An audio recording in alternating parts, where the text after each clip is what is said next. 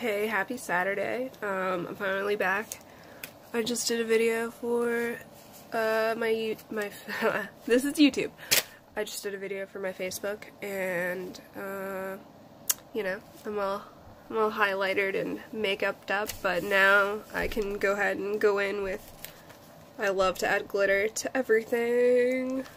And right now I've got like a purple on, but I'm gonna add in, I think, a green to bold it out. But YouTube is where I come to talk about my life with complete and total honesty, because on Facebook those people know me and they don't know that I have a YouTube, and they enjoy watching me, which is cool. I had the most watched video the other day, and I'm pretty sure it's because my daughter interrupted it, and I was holding her during the video because I wanted to finish the video, but I didn't want to obviously leave her crying over by herself. That would have been terrible. So I held her during the video, and it got like almost 30 views. Excuse me. And I don't know, it makes me a little bit like sad, because it's like, I feel like all those people that watched it were just watching it because they could see my baby, who I don't share on social media whatsoever. So like, part of me is just like super stoked that all these people are finally watching my video. But then the other part of me is like, shit, like these people only wanted to see my baby. And I like regret that it's there. I almost want to make the video private, but I don't know. I don't know what to do about that.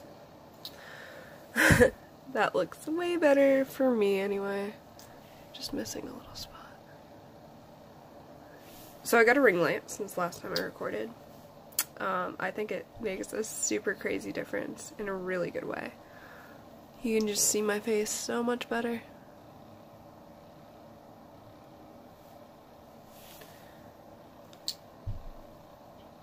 And that's my gorgeous green eye there.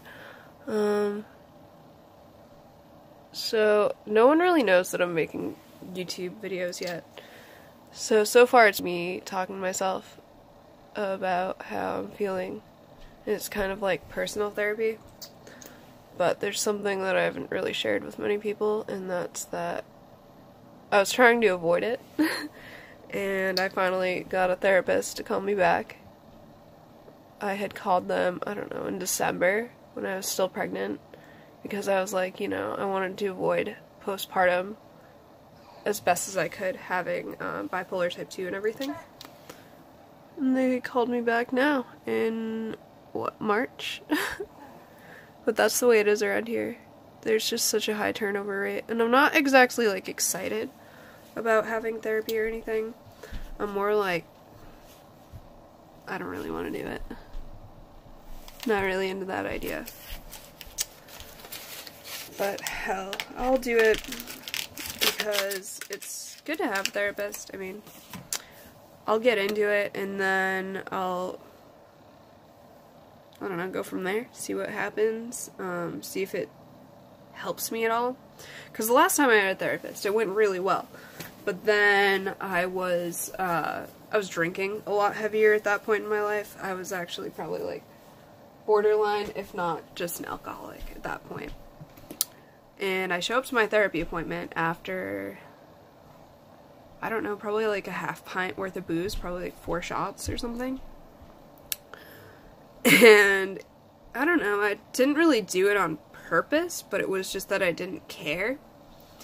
And so I show up to this therapy appointment, and I'm a little bit drunk at this point, and my therapist, like, he keeps asking me questions. He's like, there's something different about you today, like, what's going on with you? And I'm just like, I don't know, like, what do you mean? Like, I don't know, there's nothing different about me. And then he's like, no, there's something different about you. I don't know what it is, I can't put my finger on it. And then I was just like, alright, this guy knows me pretty well, because it was probably our, like, I don't know, 5th appointment or something like that. And he was just like, I don't know what it is, but there's just something not right about you today. And then I finally admitted it. I was like, I had some shots before I came in today. And I don't know, my appointment was probably not that late in the day either. It was probably like 1, 2 in the afternoon or something. And I couldn't even stay sober for that because I just didn't want to do it anymore. I've talked about how I have bipolar type 2, and I mean, everyone doesn't really believe me because they're just like, oh, a person with bipolar, they need like a therapist, they need medication and stuff, and it's just like, the first antidepressant that I had was because I was dealing with like kind of postpartum feelings and all that. Before that I've had mood stabilizers, which if you look at the bottles and everything, and you're told that they're mood stabilizers, but they're used for people that have seizures, you know, to stop the seizures. I don't have seizures. The mood stabilizers, they just like made my brain feel like there was something wrong with it, if that makes sense. Like, I didn't feel like there was something wrong with my brain until I started medication. Like, I knew there was something wrong, you know, of course, like, there was something wrong, because, like, I would get depressed and I wouldn't really understand why, and I would go through these bouts of just, like, rambling and rambling and rambling and rambling, which is, like, mania, is what they call it, mania. Honestly, how I was, diagnosed with bipolar type 2 is I went into this therapy office in Hyannis, and this psychologist, she had me take a survey. She had me take a fucking survey and check off, like, I think it was like not sure, sometimes, unsure, and then, like, you know, this is how I feel all the time type of deal. So it was like, I think a 1 out of 4 kind of scale, like 1 to 4, I guess you could say. And after I did the survey, she's just like, oh, you have bipolar type 2.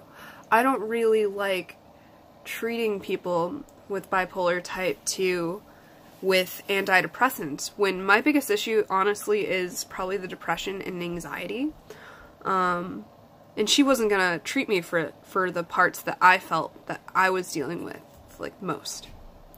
And that was difficult for me, because it just felt like I wasn't being listened to, and it felt like how I felt, like, just didn't matter, and it was just like, really? Really? Like, I'm trying to get help here, and I just, like, I'm taking this test to see how I'm feeling. Like, are you kidding? Like, that doesn't make sense to me. Even at this point, like, it just doesn't, it doesn't add up to me. It's just like, really? Like, I feel like when you're dealing with someone's mental illness or whatever, like, there's gotta be more that you can do than that, you know? Like, there's gotta be something more. But that's what she did, and who knows, maybe I don't have bipolar type 2, and I just have a lot of the, symptoms of bipolar type 2.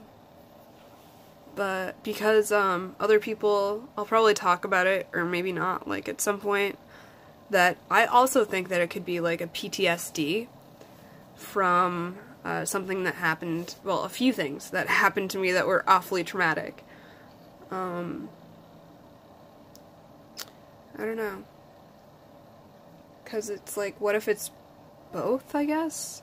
Like, it's just hard because I don't really know what's wrong with me. Like, I have a social worker, just to, you know, make sure that I'm doing a good job at being a parent, and he makes me feel like I'm a bad parent all the time, and it's hard, and I probably shouldn't even be talking about it, but it's just so stressful, and I don't really know where else to go. And he doesn't think that I have bipolar type 2 because I'm not on medication. Well, or I wasn't on medication. But the thing is that, like, all the medications that I've ever been on have always made me feel worse, and have always drawn down my functionality. Like, I could not function on those medications. Like, I just felt worse. I felt like a zombie. Not in the sense that a lot of people say, like, you know, how you don't feel. It was that, like, I didn't feel But the things that I did feel were absolutely horrible and horrendous. And I just couldn't do it. Like, so I just gave up. I after that appointment with my therapist where I had been drinking, I just stopped going. And then he got transferred, or he got a better job or something like that. So then he was gone. So I couldn't even go back to this guy. And I have to start over again. I think this is going to be my, maybe my 4th therapist. I don't think 5th. So we'll see how it goes. When he called me on the phone, I swear he sounded like he was one of those like fresh out of college kind of therapists. It was just kind of awkward on the phone and not awkward on my end. You know what I mean? So I don't think he's done that many things. It almost reminds me of this movie 50-50 with Joseph Gordon-Levitt and Seth Rogen's in it and everything. It's really good. And I promise no one dies. It's great. And he's just like, you know, you just realize different things. You realize what works for you and what doesn't work for you.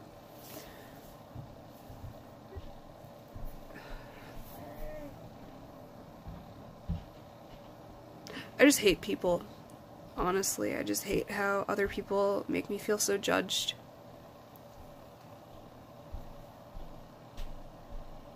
And I totally lost where I was going to begin with. There's just so much going on in my head all the time. And it's not easy. And I try to talk to my partner about it. And I try to talk to my parents about it and stuff. But it just doesn't feel like it makes sense, I guess, what's going on in my head. But it does make sense. I don't know.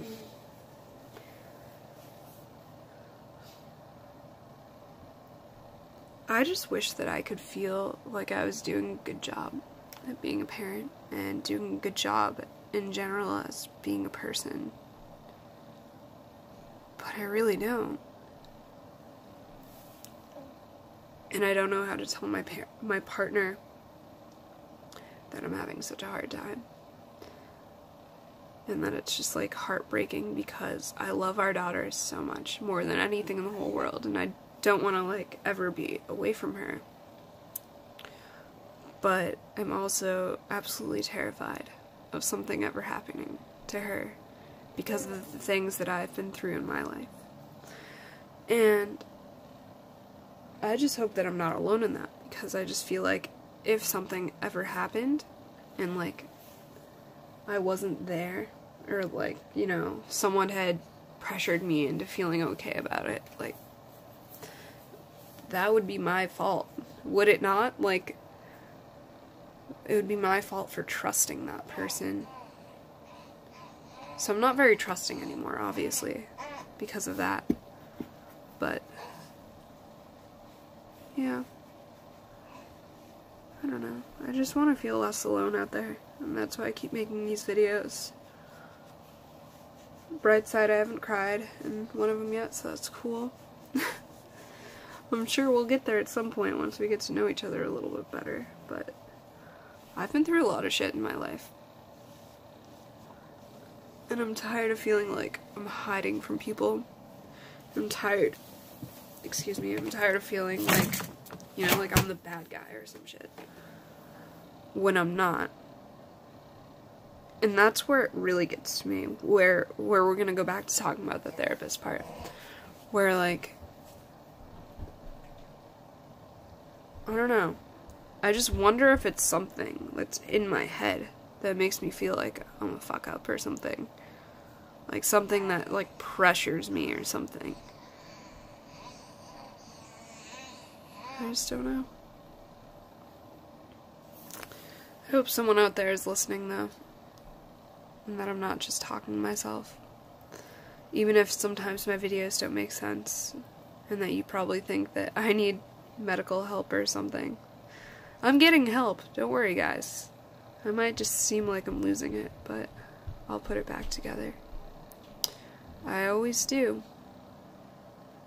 When things fall apart, I just have to put it back together. That's what we all have to do. Just because something falls apart doesn't mean that it's over or that it's ruined. It just means that now we're on a different path to get to the end result. And I hope that everyone's there with me. Also, I wanted to say that hopefully I will be making a video on my hair dye journey, because I finally got the hair dye and I finally got the lightener, and with having a baby I am going to try to lighten it today, and then I will slowly but surely do the process of coloring it. I got Clairol Flare Me Make Me Blush pink, and I got Ion Permanent Brights cream color in Flamingo.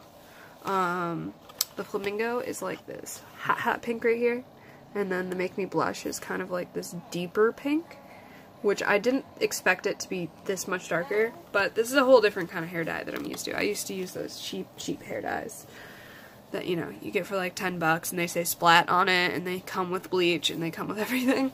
Yeah, that's what I'm used to doing. So if I have a chance, I will try to record the whole lightening process. It'd be easier if no one was home, because then I could like run upstairs with the baby, rinse my hair real quick, run back down, all that good stuff.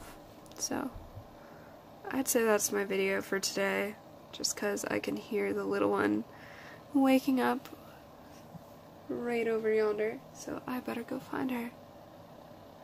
Happy Saturday, everybody.